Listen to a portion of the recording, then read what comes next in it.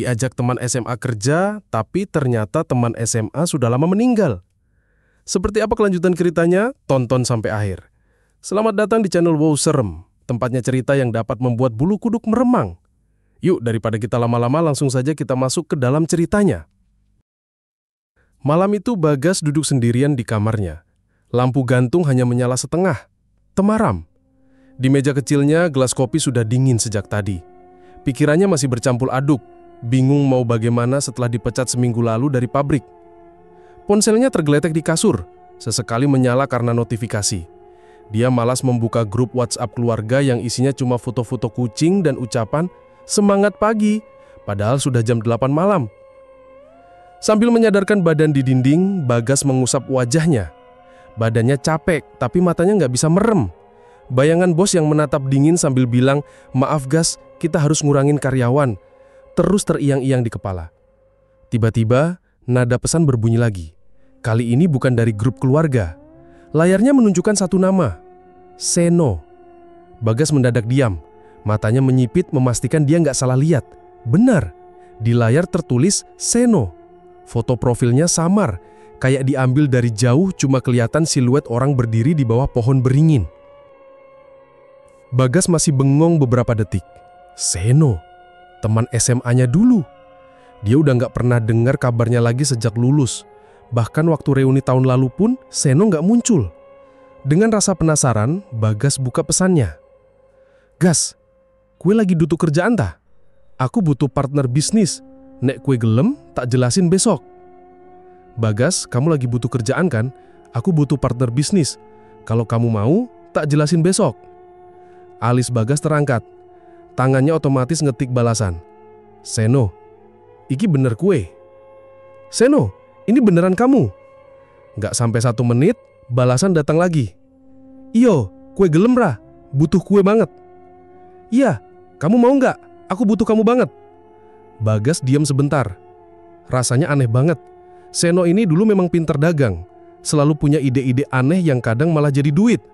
Dia pernah jualan pulsa waktu SMA, terus bikin usaha kaos kelas, sama buka lapak makanan kecil di kantin. Tapi setelah lulus, Seno hilang begitu aja. Bagas sempat dengar katanya dia merantau keluar kota, tapi nggak pernah jelas di mana. Setelah mikir sebentar, Bagas jawab lagi. "Bisnis opo no? Besok tak jelasin. Ketemu langsung wae. Jam 9 malam neng omah tuwo pojok kampung, dekat kuburan. Wi ngerti toh? Besok tak jelasin. Ketemu langsung aja. Jam 9 malam di rumah tua pojok kampung dekat kuburan. Kamu tahu kan?" Bagas membaca pelan-pelan pesan itu. Rumah tua pojok kampung. Ah iya, dia tahu rumah itu. Dulu rumah itu milik Mbah Surip yang sudah meninggal. Sejak Mbah Surip meninggal, rumahnya nggak ada yang nempatin. Orang-orang bilang angker, tapi Bagas nggak terlalu percaya. Dia ketik balasan lagi. "Oke, besok tak kesana." "Sip, tak tunggu." Setelah itu nggak ada lagi pesan masuk dari Seno. Bagas masih menatap layar ponsel beberapa saat, merasa nggak nyaman. Dia coba cek profilnya. Status WhatsApp-nya kosong. Terakhir dilihat juga nggak ada. Foto profilnya bikin merinding sedikit, tapi Bagas berusaha berpikir positif. "Ah, mungkin dia cuma suka foto yang unik aja," gumamnya. Dia meletakkan ponsel lalu bangkit buat ambil air minum ke dapur. Ibunya, Bu Sri, masih terjaga sambil merapikan jemuran yang tadi sore belum sempat dilipat. "Kue kok birung turu, Gas? Wes wayahe lo," tegur ibunya. "Kamu kok belum tidur? Sudah waktunya tidur loh." Bagas duduk di kursi sambil minum. "Iya Bu, lagi nggak bisa tidur. Tadi dapat pesan dari Seno." Bu Sri berhenti lipat baju. "Seno? Seno sing Windy?" "Seno, temanku SMA itu loh Bu. Katanya dia ajak kerja sama bisnis." Bu Sri kelihatan mikir. "Seno? Oh, yang dulu sering main ning omah kui? Wes suwe banget raketok. Seno, oh, yang dulu sering main di rumah itu. Udah lama banget nggak kelihatan." Bagas cuma mengangguk. "Iya Bu, katanya besok mau ketemu, jam 9 di rumah tua pojok kampung." Mendengar itu Bu Sri diam, matanya agak menyipit. "Neng omah Mbah Surip kui. Lah kok nang kono? Omah kue wes suwi kosong loh Gas." "Di rumah Mbah Surip itu? Lah, kok di situ? Rumah itu udah lama kosong loh Gas." Bagas nyengir kecut. "Ya mungkin aja buat ngobrol aja kali Ibu." Kan cuma buat jelasin bisnisnya. Bu Sri nggak komentar lagi. Cuma menatap Bagas lama, lalu lanjut melipat baju. Yowis, sing penting ojo lali ndongo dhisik nek arep metu. Ya sudah, yang penting jangan lupa doa dulu kalau mau keluar. Bagas hanya mengangguk pelan. Dia tahu ibunya memang suka khawatir berlebihan. Tapi Bagas juga nggak bisa bohong. Perasaan aneh itu muncul lagi waktu dia bilang mau ke rumah tua itu. Setelah minum, Bagas kembali ke Tramar. Dia cek lagi ponselnya, tapi nggak ada pesan baru dari Seno. Grup keluarga masih ribut sendiri, tapi dia malas ikut nimbrung. Dia rebahkan diri di kasur, memandangi langit-langit. Pikirannya campur aduk, antara lega karena ada kesempatan kerja, dan bingung karena semua ini terasa janggal. Sambil membetulkan posisi bantal, Bagas mencoba menenangkan diri. Mungkin cuma kebetulan. Besok lihat aja gimana. Beberapa menit kemudian matanya mulai berat. Suara jangkrik dari luar kamar terdengar semakin kencang. Ponselnya masih di tangan. Dia letakkan di meja sebelum akhirnya benar-benar terlelap. Namun di sudut pikirannya, bayangan rumah tua pojok kampung itu seperti terus menempel. Dan foto profil Seno di WhatsApp tadi, siluet orang berdiri di bawah pohon beringin. Entah kenapa bikin bulu kuduknya masih berdiri sampai dia tidur. Pagi harinya, Bagas bangun lebih siang dari biasanya. Tidurnya tadi malam gak nyenyak. Beberapa kali kebangun, kebayang terus pesan dari Seno dan rumah tua yang harus ia datangi malam nanti. Sambil males-malesan, Bagas keluar kamar. Ibunya sudah duduk di teras, nyapu halaman. "Gas, sarapan dulu. Tadi tak beliin lontong sayur," katanya. Bagas cuma mengangguk dan duduk di meja makan. Sambil menyuap, pikirannya melayang lagi ke masa lalu. Sudah lama banget dia nggak dengar nama itu, tapi sekarang malah muncul lagi, ngajak kerjasama pula. Dia ingat pertama kali kenal Seno itu di kelas 1 SMA. Seno duduk di bangku belakang, anaknya supel, gampang bergaul sama siapa aja. Bedanya, Seno ini selalu sibuk sendiri. Kalau nggak nyatet di buku kecilnya, ya mainan kalkulator kecil yang selalu dibawa di kantong. Awalnya Bagas mikir Seno cuma suka berhitung. Tapi lama-lama dia ngerti, ternyata itu buku catatan utang piutang. Di kelas, Seno jualan apa aja, pulpen, stiker, sampai kacang goreng. Bahkan pernah juga jadi calo tiket konser buat kakak kelas. Bagas yang waktu itu nggak punya banyak teman malah sering diajak ngobrol sama Seno. Pernah suatu hari waktu jam istirahat, Seno tiba-tiba narik Bagas buat bantuin jualan es lilin di kantin. "Gas, bantuin Niki, nek laris tak bagi duo," katanya sambil nyodorin plastik penuh es lilin. Dari situ mereka mulai sering bareng. Bagas bantuin Seno ngitung stok barang, nulis pesanan, kadang juga nganterin barang ke rumah teman-teman yang pesen. Bagi Bagas itu seru, bisa dapet jajan lebih dan gak sendirian lagi di sekolah. Waktu kelas 2, Seno malah makin nekat. Dia bikin kaos kelas untuk pesanan beberapa kelas lain. Desainnya dia bikin sendiri di warnet, lalu pesen ke tukang sablon. Bagas yang disuruh ngurusin pengiriman ke pembeli. Lumayan ribet, tapi hasilnya waktu itu bisa bikin mereka traktir bakso satu kelas. Bagas masih ingat jelas waktu mereka berdua duduk di pinggir lapangan. Seno bilang sambil senyum, "Gas, nek lulus, aku arep usaha beneran. Opo wae? Aku pengen ison nyekolah ke adekku." Waktu itu Bagas cuma manggut-manggut aja. Dia kagum juga sama tekad Seno. Sementara dia sendiri masih bingung mau jadi apa setelah lulus. Tapi rencana tinggal rencana. Setelah lulus, mereka sempat kerja bareng beberapa bulan di toko bangunan dekat alun-alun. Abis itu Seno bilang mau merantau ke Jakarta. Katanya ada omnya yang ngajak kerja di sana. Sejak saat itu, kabarnya makin jarang terdengar. Awal-awal Seno sempat kirim SMS cerita kalau dia bantuin jaga toko elektronik di Mangga 2. Tapi lama-lama hilang sama sekali. Nomornya udah nggak aktif waktu Bagas coba hubungi lagi. Sesekali Bagas dengar gosip dari teman lama. Katanya Seno sempat buka usaha warung di Jakarta, ada juga yang bilang dia kerja di pabrik. Nggak ada yang pasti. Sekarang, setelah bertahun-tahun, tiba-tiba orang itu muncul lagi. Langsung ngajak kerjasama. Bagas selesai makan dan beresin piring. Di depan cermin, dia perhatiin wajahnya sendiri. Rambutnya udah agak panjang, dagunya belum dicukur. Dia senyum kecil. Ingat waktu dulu sering disindir Seno. "Kue ki nek dandan dikit pasti iso kelihatan rapi, cuma males tok." Bagas ketawa kecil sendiri. Seno emang sering ngomong ceplas-ceplos, tapi jarang bikin orang sakit hati. Hari itu Bagas nggak banyak keluar rumah. Dia cuma duduk di teras sambil main ponsel, scroll-scroll lowongan kerja yang makin bikin mumet. Pikiran tentang Seno dan bisnisnya yang katanya mau diajak juga masih bikin penasaran.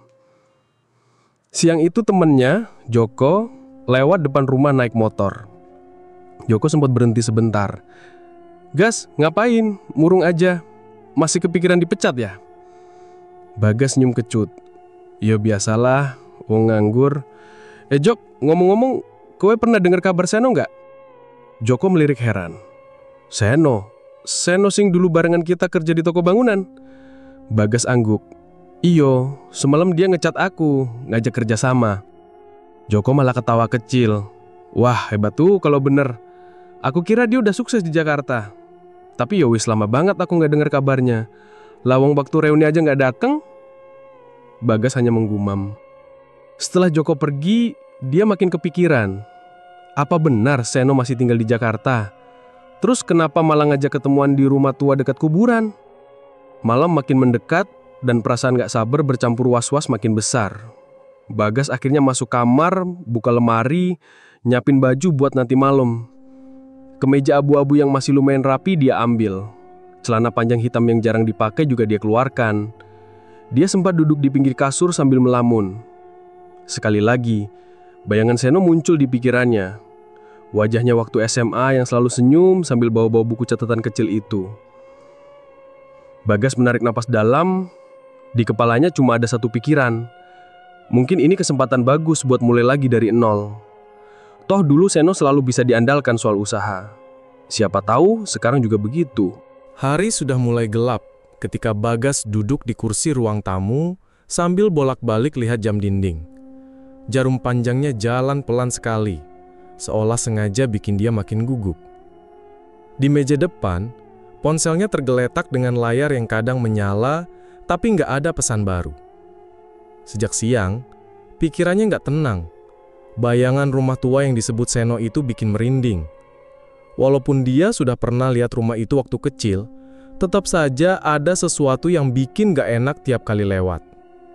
Bangunannya besar, catnya sudah ngelupas, atapnya banyak yang bolong, dan bagian terasnya penuh dengan debu. Bagas ingat terakhir kali dia main di dekat situ. Anak-anak kampung pada lari karena dibilang ada yang suka nampak di jendela malam-malam. Waktu itu Bagas cuek, pikirnya cuma cerita buat nakut-nakutin. Tapi sekarang malah dia yang harus datang ke sana. Sore tadi, Seno kirim satu pesan lagi, singkat. "Gas, ojo lali, jam 9 pas." Bagas cuma bales, "Siap." Sekarang tinggal menunggu waktu. Busri keluar dari dapur sambil bawa gelas teh hangat. Ditaruhnya pelan di depan Bagas. "Ngopo toh? Kok dari tadi mondar-mandir terus? Kayak wong gak betah." "Kenapa? Dari tadi mondar-mandir terus, kayak orang gak betah." Bagas pegang gelas teh itu, tapi gak langsung diminum. "Ini Bu, nanti malam mau keluar sebentar, janjian sama Seno." Busri berhenti sebentar, tatapannya berubah serius. "Seno maneh? Janjian neng endi? Seno lagi? Janjian di mana?" "Neng omah tua pojok kampung itu loh. Katanya semua bakal dijelasin di situ." "Ke rumah tua pojok kampung itu, katanya semua bakal dijelaskan di situ." Busri langsung narik napas pelan. Tangannya otomatis melipat-lipat kain lap yang tadi dia bawa, padahal sudah bersih. Matanya nggak lepas dari wajah Bagas. "Omah kuwi Gas, wong-wong kene aja pada nggak berani lewat situ malam-malam. Lah kue malah arep ketemu wong ning kono. Rumah itu Gas, orang-orang sini aja pada nggak berani lewat situ malam-malam. Lah kamu malah mau ketemu orang di situ." Bagas menunduk sebentar, lalu jawab pelan. "Ya mau gimana Bu? Katanya penting banget. Lagian Seno yang ngajak. Masa aku nolak? Siapa tahu ini kesempatan buat mulai usaha lagi." Busri nggak langsung bales. Dia duduk di kursi sebelah, merapikan ujung jarik di pangkuannya. Matanya ngeliatin lantai seperti lagi mikir keras. "Aku cuma nggak enak aja rasanya Gas. Nek iso, nggak usah lama-lama neng kono. Ojo nganti aneh-aneh." Bagas mencoba senyum supaya ibunya nggak tambah khawatir. "Iyo Bu, tak cepetin aja. Paling cuma dengerin penjelasannya, terus pulang." Ibunya nggak jawab lagi. Dia berdiri, terus bilang, "Nek Wiswayahe, pamit dulu, tak tunggu neng sini. Kalau sudah waktunya, pamit dulu, aku tunggu di sini." Bagas cuma angguk. Setelah itu, suasana jadi agak canggung. Bu Sri balik ke dapur, Bagas tetap duduk di situ sambil mainan ponsel, tapi nggak fokus. Dia coba buka-buka aplikasi, baca berita, scroll media sosial, tapi ujung-ujungnya tetap kepikiran ke rumah tua itu. Jam dinding menunjukkan pukul 7:30. Masih ada waktu 1,5 jam.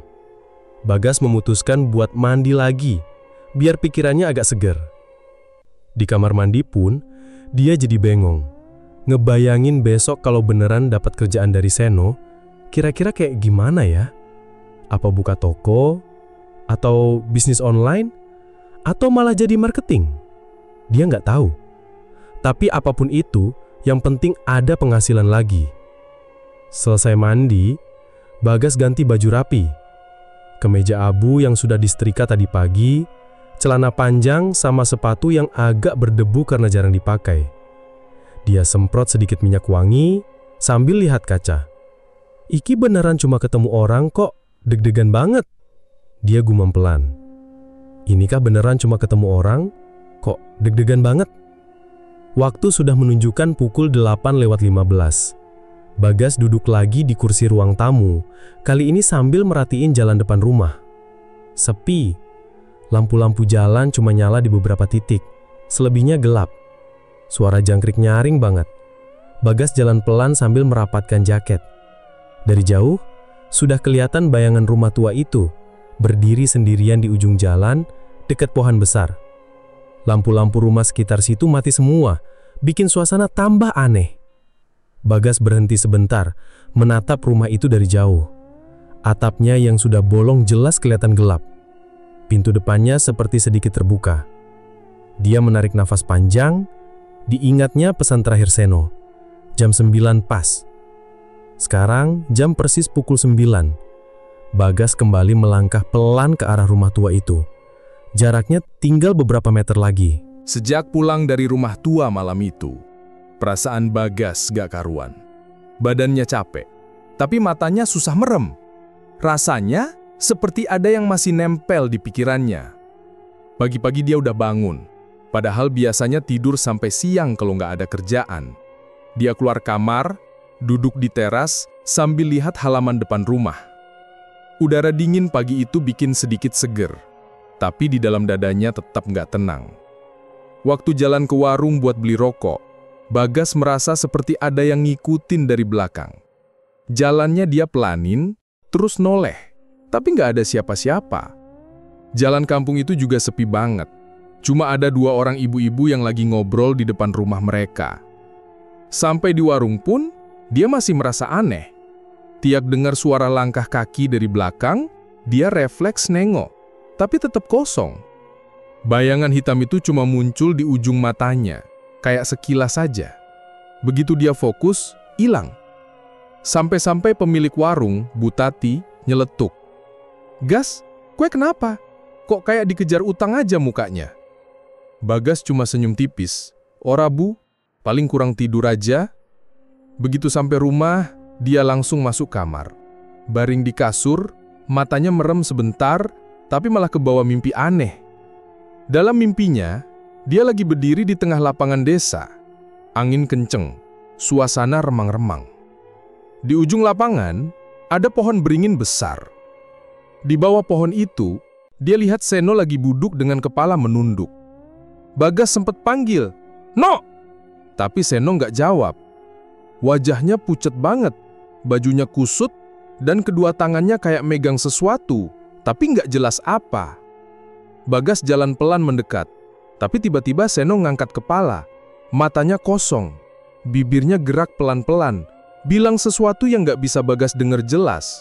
Suaranya kecil banget, kayak bisikan. Seketika Bagas kebangun. Napasnya ngos-ngosan, keringat dingin ngalir dari pelipis. Dia lihat jam dinding, baru jam 2 siang. Tidur sebentar, tapi rasanya kayak habis lari jauh. Dia duduk di pinggir kasur, coba tarik napas pelan. Mimpi tadi terlalu nyata. Bayangan wajah pucat Seno masih kebayang jelas di kepala. Bagas coba buang pikiran itu dengan nyalain TV. Suara berisik dari acara gosip lumayan bikin suasana nggak terlalu sepi. Dia pindah-pindah channel sambil senderan di kursi. Sorenya, dia keluar sebentar, cuma buat duduk di warung kopi pojok jalan. Beberapa temen nongkrong di situ, tapi Bagas cuma diam, nggak banyak ngomong. Sesekali, dia ngerasa bayangan hitam itu muncul lagi, cuma berdiri di sudut matanya, di antara tiang listrik dan pohon di pinggir jalan. Sampai akhirnya salah satu temennya, Dani, nyeletuk. "Gas, kue kenapa? Kok kayak ngelamun wae?" Bagas cuma geleng, oro-popo, lagi nggak enak badan.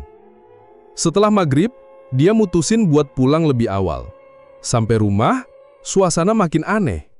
Ayam-ayam di halaman berisik sendiri, padahal biasanya setelah gelap mereka udah anteng di kandang. Kali ini malah kayak rebutan teriak, sampai bikin Busri keluar dari dapur. "Lah, iki ayam kenapa toh? Wes jam piro kok malah ribut?" Bagas diam aja di kursi, matanya lihat keluar lewat jendela. Dia perhatiin ayam-ayam itu jalan mondar-mandir di kandang. Ada yang sampai kepak-kepak sayap kayak ketakutan. Setelah beberapa menit, ayam-ayam itu akhirnya pelan-pelan tenang sendiri. Bagas berdiri, tutup jendela, terus balik ke kamarnya. Waktu masuk kamar, bau melati tipis banget tercium. Dia sempat berhenti di depan pintu, cium udara sekitar. Yakin banget itu bau melati. Dia lihat sekitar, nggak ada bunga apa-apa di situ. Dia masuk pelan, nutup pintu, terus duduk di kasur. Bau itu nggak hilang, malah makin nyengat. Bagas berdiri lagi, cek bawah kasur, meja, sama lemari, nggak ada apa-apa. Dia keluar kamar, jalan ke ruang tamu. "Bu, ini kamar kok bau melati ya? Ada bunga apa?" Busri yang lagi ngelipet baju, cuma noleh sebentar. "Orono bunga, wong kue aja nggak pernah bawa apa-apa. Mungkin bau dari luar?" Bagas nggak jawab lagi, balik ke kamar. Duduk di kasur, masih ngerasa ada yang aneh. Sekarang bukan cuma bau melati, tapi hawa di dalam kamar juga jadi dingin banget. Padahal kipas nggak nyala. Dia rebahan sambil megang ponsel. Layar ponselnya nyala. Dia buka galeri, terus lihat foto lama waktu SMA. Ada satu foto bareng Seno, lagi duduk di kantin sambil ketawa. Waktu itu hidup rasanya gampang, nggak banyak mikir. Sekarang, Seno malah muncul lagi dengan cara yang bikin bingung dan bikin badan merinding. Malam makin larut. Bagas masih kebangun waktu jarum jam nunjukin pukul 1 lebih dikit. Dia dengar lagi suara ayam dari luar. Bukan cuma satu, tapi semua ayam di kandang ribut kayak tadi sore. Dia bangun dari kasur, buka jendela pelan. Di luar gelap, cuma kelihatan samar-samar bayangan kandang di sudut halaman. Ayam-ayam itu masih loncat-loncat, suaranya bikin bulu kuduk naik. Bagas nutup jendela lagi, balik ke kasur. Bau melati makin kuat sekarang. Dia tarik selimut, merem paksa, berharap bisa tidur dan gak mikir yang aneh-aneh lagi. Jarum jam di pergelangan tangan Bagas menunjukkan pukul 20:58 ketika dia sampai di jalan kecil yang menuju rumah tua. Udara malam dingin, jalanan sepi, hanya sesekali terdengar suara daun kering tergeser angin. Langkahnya terasa berat. Setiap beberapa meter dia berhenti, melihat ke kanan kiri, memastikan gak ada orang lain. Rumah-rumah warga di sekitar situ sudah gelap. Hanya 1-2 yang lampunya masih menyala samar dari dalam. Begitu mendekat ke ujung jalan, rumah tua itu sudah kelihatan jelas. Bangunannya besar tapi kusam, cat dindingnya ngelupas, terasnya retak-retak. Pintu kayu depannya terbuka sedikit. Di atasnya, lampu gantung yang sudah kusam bergoyang pelan, padahal angin gak terlalu kencang. Bagas berdiri sebentar di depan gerbang yang sudah miring. Tangannya berkeringat dingin, tapi akhirnya dia dorong pelan pintu gerbang itu. Bunyi krek-krek panjang bikin bulu kuduknya naik. Langkahnya pelan naik ke teras. Lantai kayu teras berderit setiap kali dia injak. Dia berhenti sebentar di depan pintu, menarik napas, lalu mengetuk pelan. "Sen? No?" Panggilnya pelan. Gak ada jawaban. Dia dorong pintu itu perlahan, engselnya bunyi nyaring. Begitu masuk, aroma debu langsung menyergap. Di dalam gelap, cuma ada sedikit cahaya dari bulan yang masuk lewat jendela kaca buram. Bagas melangkah lagi. Di ruang tengah, suasana makin aneh. Angin tipis seperti lewat dari arah dapur, bikin daun pintu di sudut bergoyang pelan. Dia berdiri di tengah ruangan, tengok kanan kiri. "Seno," panggilnya lagi. Tiba-tiba dari arah sudut ruangan terdengar suara langkah pelan. Dari bayangan gelap, seseorang muncul. Seno. Dia mengenakan kemeja batik warna coklat tua. Celananya hitam, rambutnya sedikit berantakan. Wajahnya pucat, matanya sayu. Bagas sampai mundur setengah langkah waktu pertama lihat. Seno berhenti di jarak 2 meter, menatap Bagas tanpa ekspresi. "Kowe wes teko?" katanya pelan. Suaranya agak serak. "Kamu sudah datang?" Bagas menelan ludah. "Iyo, iki aku no. Tumben ngajak ketemuan neng kene. Sepi banget." "Iyo, iki aku no. Tumben ngajak ketemuan di sini. Sepi banget." Seno nggak jawab. Cuma melangkah pelan ke meja kayu di tengah ruangan. Tangannya pelan narik kursi, duduk, lalu nunjuk kursi di depannya. Bagas ikut duduk. Kursinya dingin, bikin punggungnya agak merinding. Beberapa detik mereka cuma diam. Cuma ada suara angin dari arah jendela. Seno akhirnya buka mulut. "Aku butuh kowe. Nek gelem, mulai besok langsung kerja," katanya pelan, tanpa tatap mata Bagas. "Aku butuh kamu. Kalau mau, mulai besok langsung kerja." Bagas bingung harus jawab apa. "Kerjanya apa no? Bisnis apa saiki?" tanyanya sambil maju dikit. Seno ngangkat kepala, matanya kosong. "Bisnis? Gak susah. Kowe cukup bantu aku ngawasi barang-barangku. Jaga supaya lancar." "Bisnis? Gak susah. Kowe cukup bantu aku ngawasi barang-barangku. Jaga supaya lancar." Bagas makin bingung. "Barang-barang apa? Dagangan? Kue dagang apa saiki?" Seno diam lagi, tangannya gelisah di atas meja, seperti menggambar sesuatu di debu. Suaranya makin kecil waktu jawab. "Macam-macam. Kue nurut wae.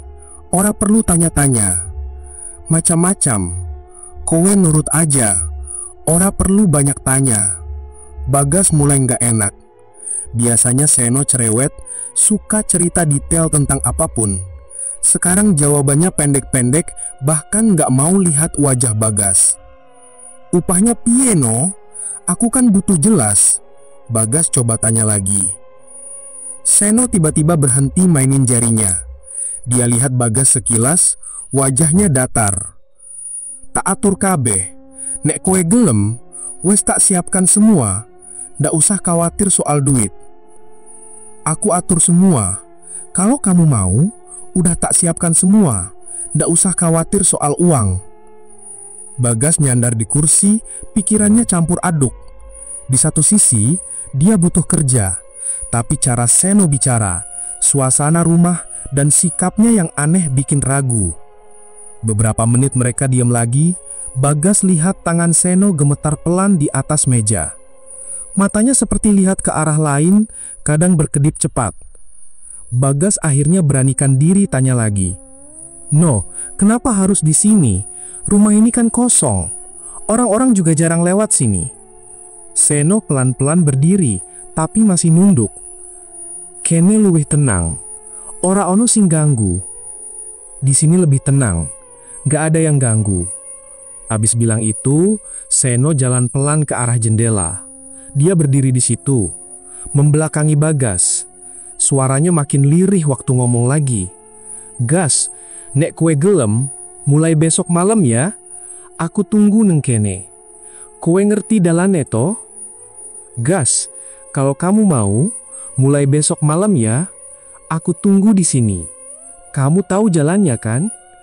Bagas masih bengong, tapi akhirnya jawab pelan. Iyo, ngerti. Seno masih diam di depan jendela. Nggak noleh. Tangannya nyandar di kusen jendela, bahunya naik turun kayak orang ngos-ngosan. Bagas berdiri pelan. Ya sudah no, tak pulang dulu, besok aku datang lagi. Seno coba angguk pelan, masih nggak noleh. Bagas mundur pelan-pelan, sampai pintu. Dia sempat nengok sekali lagi, lihat Seno masih berdiri di tempat yang sama, diam. Begitu di luar, Bagas tarik napas panjang. Dada rasanya lega, tapi juga tambah berat. Malam makin dingin, jangkrik makin keras. Dia jalan cepat menjauh dari rumah itu. Sekali-kali dia nengok ke belakang, rumah itu masih gelap, pintu terbuka sedikit, tapi Seno nggak kelihatan lagi. Begitu sampai di jalan besar, langkahnya baru sedikit ringan. Bagas lihat jam tangannya, sudah hampir 9:30. Dia nggak ngomong apa-apa sepanjang jalan pulang. Di kepalanya cuma muter-muter ucapan Seno yang pendek-pendek dan tatapan kosongnya itu di bawah lampu bulan. Begitu sampai rumah, Bagas langsung masuk kamar tanpa banyak bicara. Ibunya cuma sempat nengok dari dapur, tapi nggak bertanya apa-apa karena lihat Bagas kelihatan capek. Dia duduk di kasur, masih kepikiran soal pertemuan barusan. Wajah pucat Seno, suaranya yang lirih, dan jawaban-jawaban pendeknya bikin Bagas makin bingung. Besok paginya, abis sarapan, Bagas masih belum yakin. Ada sesuatu yang ganjil, tapi dia nggak bisa jelas-jelasin apa. Akhirnya, dia mutusin buat keluar lagi. Dia jalan pelan ke rumah paling ujung gang, rumahnya Mbah Karto. Orang-orang kampung biasa datang ke situ kalau butuh cerita tentang sejarah desa atau tanya-tanya soal hal-hal aneh. Begitu sampai, Mbah Karto lagi duduk di kursi bambu di teras, ngerokok sambil baca koran. "Assalamualaikum Mbah," sapa Bagas pelan. "Waalaikumsalam." "Loh, iki sopo?" "Walah, Bagas toh." "Apole?" jawab Mbah Karto sambil nutup koran. Bagas duduk di bangku kecil depan beliau. "Mbah, maaf ganggu. Saya cuma mau nanya soal Seno." Mbah Karto berhenti sebentar, matanya melotot kecil. "Seno? Seno sing dulu kancamu kui? Seno yang dulu temanmu itu?" Bagas angguk pelan. "Iya Mbah, dia ngajak saya ketemuan semalam. Katanya mau ngajak kerja sama bisnis." Mbah Karto mendadak diem. Tangan yang megang rokoknya turun pelan. Wajahnya kelihatan bingung. "Ketemuan? Di mana?" "Di rumah tua pojok desa Mbah. Jam 9 malam. Dia datang pakai batik, diam-diam aja. Saya pikir ya dia aneh, tapi saya nggak mikir macam-macam." Mbah Karto taruh rokoknya di asbak, nunduk lama, terus tiba-tiba ngelus dada. "Lah Kas, kue ngerti ora? Seno kue Miss Marty, wes 3 tahun kepungkur." "Lah Gas, kamu tahu nggak? Seno itu sudah meninggal, sudah 3 tahun yang lalu." Bagas bengong. "Hah? Meninggal? Yang bener Mbah, saya ketemu sendiri semalam." Mbah Karto geleng-geleng, nafasnya berat. "Dia kecelakaan neng kota, ditabrak truk waktu nyebrang jalan. Waktu itu orang tuanya yang jemput jenazah, dimakamkan di belakang makam umum pinggir desa." Bagas duduk kaku, rasanya dingin di punggung. Dia nggak bisa ngomong apa-apa. Melihat Bagas diam, Mbah Karto lanjut, suaranya pelan. "Omah tuwa kuwi yo kosong wes suwe. Ora ono sing nempatin. Warga kene yo podo ora gelem lewat kono nek wes maghrib. Koe kok iso-isone ketemu Seno neng kono. Rumah tua itu juga sudah lama kosong, nggak ada yang nempatin. Warga sini pun nggak mau lewat situ kalau sudah maghrib. Kamu kok bisa-bisanya ketemu Seno di situ?" Bagas cuma bisa geleng. Matanya kosong, pikirannya kacau. "Tapi saya ngobrol Mbah. Dia ngajak saya kerja. Dia bilang butuh saya buat ngawasin barang-barangnya. Saya pikir beneran." Mbah Karto ngelus dada lagi, nadanya serius. "Gas, nek bener kui Seno, berarti kue diajak urusan sing ora-ora. Nek tau mongi, oco melu-melu. Nek butuh kerjaan, yo cari sing jelas." "Gas, nek bener itu Seno, berarti kamu diajak urusan yang enggak-enggak. Kalau boleh saya bilang, jangan ikut-ikutan. Kalau butuh kerjaan, yo cari yang jelas." Bagas diam lama, kepalanya berat banget, campur aduk antara takut, nggak percaya, sama penasaran. Dia pamit pelan-pelan, lalu jalan pulang. Di jalan pulang, matanya berkaca-kaca. Dia berhenti sebentar di ujung jalan, lihat rumah tua itu dari jauh. Masih sama kayak semalam. Cat dindingnya ngelupas, jendelanya gelap, pintunya agak terbuka. Hatinya bilang buat balik lagi, memastikan semuanya. Dia butuh lihat sendiri. Begitu sampai rumah, dia cuma bilang ke Bu Sri, mau keluar sebentar lagi, Bu. Ibunya cuma nanya singkat, nggak lama toh? Bagas jawab, enggak. Dia jalan cepat ke rumah tua itu. Udara sore udah mulai dingin, langit agak mendung. Setiap langkah makin berat. Begitu sampai di depan gerbang, dia berhenti sebentar, tarik napas panjang, lalu dorong pelan. Suara krik! Gerbang itu bikin merinding lagi. Bagas maju naik ke teras. Dia dorong pintu rumah itu pelan, sama seperti semalam. Tapi kali ini, di dalam lebih gelap dan lebih berantakan. Bau debu dan lembab langsung nyengat. Dia panggil pelan, "Seno!" Nggak ada jawaban. Dia jalan pelan ke ruang tengah tempat mereka duduk semalam. Kursi kayu itu masih ada, tapi penuh debu. Bekas telapak tangan di atas meja yang semalam dia lihat, sekarang cuma ada debu tebal. Dia jalan lagi ke arah jendela tempat Seno berdiri semalam. Kosong, nggak ada siapa-siapa. Dia coba buka pintu ke ruangan lain. Semua kosong. Lantai kayu bunyi tiap diinjak, langit-langitnya penuh sarang laba-laba. Dia duduk sebentar di kursi yang semalam dia pakai, matanya merhatiin sekeliling. Nggak ada tanda-tanda Seno pernah ada di situ. Semuanya sepi, hanya suara angin dari luar. Beberapa menit kemudian, Bagas berdiri lagi, mundur pelan, lalu keluar dari rumah itu. Begitu sampai di teras, dia nengok sekali lagi. Rumah itu tetap berdiri, tapi rasanya dingin sekali liatnya. Jalan pulang dia nggak banyak lihat ke arah. Kepalanya masih penuh tanda tanya. Yang semalam dia lihat itu siapa? Kalau benar Seno sudah meninggal, kenapa dia bisa ngobrol, bisa ngajak kerja? Begitu sampai rumah, dia langsung masuk kamar, nutup pintu, lalu duduk di kasur. Badannya lemes. Di kepalanya cuma muter kata-kata Mbah Karto tadi. Seno wes mati, wes 3 tahun kepungkur. Pagi itu, Bagas duduk di kursi teras dengan wajah kosong. Sejak semalam, pikirannya terus berputar. Semua yang dia alami beberapa hari ini terasa berat. Perasaan takut, kaget, bingung, bercampur jadi satu. Di meja ada segelas teh yang sudah dingin. Di sampingnya, Bu Sri duduk diam sambil merajut. Sesekali dia melirik Bagas. Kelihatan jelas kalau dia juga ikut resah. Akhirnya Bu Sri tanya pelan, "Gas, kue saiki piye? Masih kepikiran?" Bagas hanya angguk pelan. "Yo Bu, aku gak tenang. Rasane aneh banget. Koyok semua sing tak alami ki bukan kebetulan." Bu Sri berhenti merajut, naruh benangnya di pangkuan. Dia nunduk sebentar lalu bilang, "Yo wes, nek kue ngerasa kudu nindakake sesuatu, jalani wae. Sing penting niatmu apik." Bagas menarik nafas panjang. "Bu, aku pingin ning makam Seno. Arep ndongaake kanggo dheweke." Bu Sri kelihatan kaget sebentar tapi kemudian mengangguk. "Yo wes, tak temeni, ora usah mikir macem-macem, sing penting ati ikhlas." Bagas langsung berdiri, masuk kamar buat ganti baju yang lebih rapi. Dia pakai kemeja putih, celana panjang dan sandal. Bu Sri juga siap-siap, ngambil kerudung dan tas kecil berisi botol air dan bunga tabur. Sekitar setengah jam kemudian, mereka jalan pelan ke arah makam umum di ujung desa. Jalanan kampung sudah mulai ramai. Anak-anak main layangan di lapangan, ibu-ibu ngobrol sambil belanja di warung. Bagas lebih banyak diam sepanjang jalan. Kepalanya masih penuh bayangan wajah Seno yang pucat, suaranya yang lirih, dan rumah tua itu yang bikin merinding. Begitu sampai di pintu gerbang makam, suasana langsung berubah. Angin di sana lebih dingin.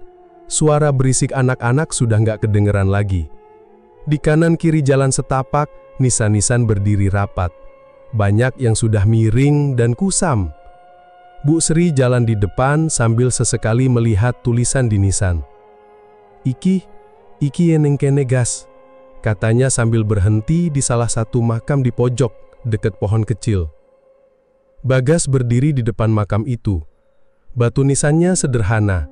Ada tulisan nama lengkap Seno, tanggal lahir dan tanggal wafatnya. Di bawahnya tertulis kecil, "Wafat karena kecelakaan, semoga Allah mengampuni." Bagas gak kuat lihat tulisan itu lama-lama. Matanya panas, dadanya berat. Dia jongkok pelan, tangannya meraba batu nisan yang dingin itu.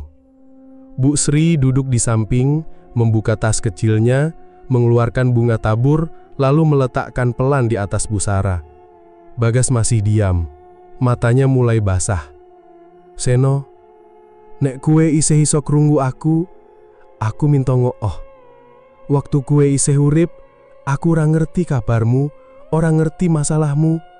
Aku ninggalake kue." Suaranya pelan tapi bergetar. Air matanya jatuh ke tanah, tangannya meremas bunga-bunga di atas pusara. Bu Sri mengelus bahu Bagas, lalu ikut berdoa pelan. Suara doa Bu Sri terdengar lirih tapi jelas, berharap Seno tenang di sana. Bagas menunduk, kedua telapak tangannya menghadap langit. Dia memejamkan mata, mulutnya komat kamit mendoakan sahabat yang sudah lama pergi itu. Beberapa menit kemudian, Bagas mengusap wajahnya, menarik nafas panjang, lalu berdiri pelan. Dia memandang lagi ke arah makam itu. Kali ini perasaannya sedikit lebih ringan. Ada rasa lega walau dadanya masih sesak. Bu Sri ikut berdiri, merapikan kain jariknya.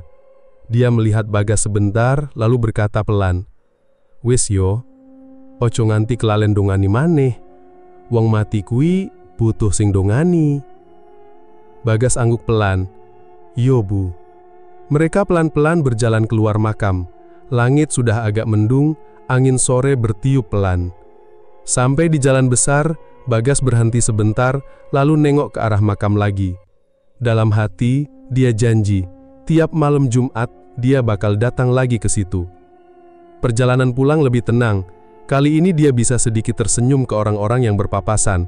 Ada perasaan lega yang gak bisa dia jelaskan, seolah beban di pundaknya berkurang.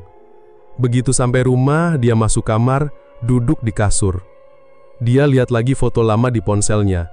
Foto dia sama Seno di kantin sekolah dulu. Kali ini, dia bisa lihat foto itu tanpa takut lagi. Dia tarik nafas, lalu berkata pelan, "Matur nuwun no. Aku ngerti maksudmu saiki." Beberapa hari sudah berlalu sejak Bagas dan Bu Sri berziarah ke makam Seno. Hari-harinya pelan-pelan kembali seperti biasa. Pagi kadang dia bantu Bu Sri di dapur. Siang dia nongkrong sebentar di warung kopi. Sore duduk di teras sambil lihat jalan kampung. Tapi sejak ziarah itu, dia merasa lebih tenang. Hawa dingin yang dulu bikin gelisah udah gak terasa lagi. Rumah juga terasa lebih terang. Gak ada lagi bau melati di kamar. Gak ada lagi suara aneh tengah malam. Bagas sendiri mulai rajin baca doa tiap selesai sholat. Dia menyebut nama Seno di akhir doanya, berharap sahabatnya tenang di alam sana. Malam itu, sekitar jam 12 lewat, Bagas belum bisa tidur. Dia cuma tiduran di kasur sambil main ponsel, scroll media sosial buat ngantuk. Lampu kamarnya sudah dia matikan, cuma ada cahaya layar ponsel yang menerangi wajahnya. Entah kapan matanya terpejam, tahu-tahu dia merasa ada di sebuah lapangan luas. Lapangan itu terang, tapi bukan karena matahari. Anginnya lembut, nggak bikin takut. Di ujung lapangan ada pohon beringin besar, berdiri tegak seperti di mimpi-mimpinya dulu. Tapi kali ini suasananya nggak bikin merinding, justru hangat, adem. Bagas melangkah pelan ke arah pohon itu. Dari jauh dia melihat seseorang duduk bersandar di batang beringin. Badannya tegap, pakai batik coklat, celana hitam, wajahnya menghadap ke tanah. Begitu Bagas mendekat, orang itu pelan-pelan menoleh. Senyumnya tipis, wajahnya jauh lebih segar dibanding waktu terakhir mereka bertemu di rumah tua. Seno. Dia berdiri, merapikan baju, lalu melangkah ke arah Bagas. Tatapannya nggak kosong lagi, kali ini matanya berbinar meski tetap teduh. Dia berhenti tepat di depan Bagas. Gak ada suara angin, gak ada suara lain selain mereka berdua. Seno angkat tangan, lalu bilang pelan, "Matur nuwun ka, aku pamit, kancaku selawase." "Terima kasih Gas, aku pamit, sahabatku selamanya." Bagas tertegun. Mulutnya sempat terbuka tapi nggak ada kata-kata yang keluar. Dia cuma bisa mengangguk pelan. Seno senyum lagi, lalu mundur satu langkah. Badannya pelan-pelan diselimuti cahaya lembut sampai akhirnya sosoknya makin samar. Sebelum benar-benar hilang, Seno sempat melambaikan tangan sekali lagi, lalu semuanya jadi putih dan Bagas kebangun. Matanya terbuka, dadanya naik turun cepat. Dia lihat jam di dinding menunjukkan pukul 3 dini hari. Dia duduk di kasur, termenung sebentar. Di ujung bibirnya tersungging senyum kecil. Perasaannya entah kenapa lega banget, seperti baru diberi kabar baik. Bagas berdiri, keluar kamar lalu cuci muka di dapur. Bu Sri yang rupanya sudah bangun untuk sholat malam sempat melirik. "Kue pia, Gas? Ora apa-apa?" tanya Bu Sri pelan. "Kamu gimana, Gas? Gak apa-apa?" Bagas mengangguk pelan. "Ora apa-apa, Bu. Rasane enteng saiki." "Gak apa-apa, Bu. Rasanya ringan sekarang." Bu Sri senyum tipis lalu kembali ke sajadahnya. Bagas duduk lagi di teras rumah. Udara dini hari dingin tapi nggak menusuk seperti dulu. Dia memandang jalanan kampung yang kosong, lampu-lampu jalan redup, dan bintang masih berkelip di langit. Dalam hati dia sadar, semua yang dia alamin ini bukan tentang bisnis, bukan tentang kerja dunia. Ternyata yang Seno maksud dengan kerja sama itu adalah minta didoakan. Bagas tersenyum sendiri sambil berbisik, "Iya no, nek kui maksudmu insya Allah tak jalani, tak doain kue terus, kancaku selawase." "Iya no, kalau itu maksudmu, insya Allah aku jalani. Aku doain kamu terus, sahabatku selamanya." Beberapa hari setelah itu, Bagas mulai rajin datang ke makam Seno. Setiap malam Jumat, dia bawa bunga, duduk lama di sana sambil baca doa. Kadang Bu Sri ikut, kadang dia sendiri. Orang-orang kampung yang lihat Bagas datang ke makam malam-malam cuma senyum dan manggut-manggut. Mereka nggak banyak tanya karena sudah paham kalau Bagas sedang mendoakan sahabatnya. Di rumah, Bagas juga berubah. Kalau dulu dia sering tidur larut sambil bengong, sekarang waktu luangnya dia pakai buat ngaji, bantu ibunya, atau ngobrol sama tetangga. Bahkan beberapa anak muda di kampung yang suka nongkrong juga jadi ikut-ikutan datang ke makam tiap malam Jumat. Mereka bilang pengen ikut kirim doa buat almarhum Seno, meski sebagian besar bahkan gak terlalu kenal juga sama dia.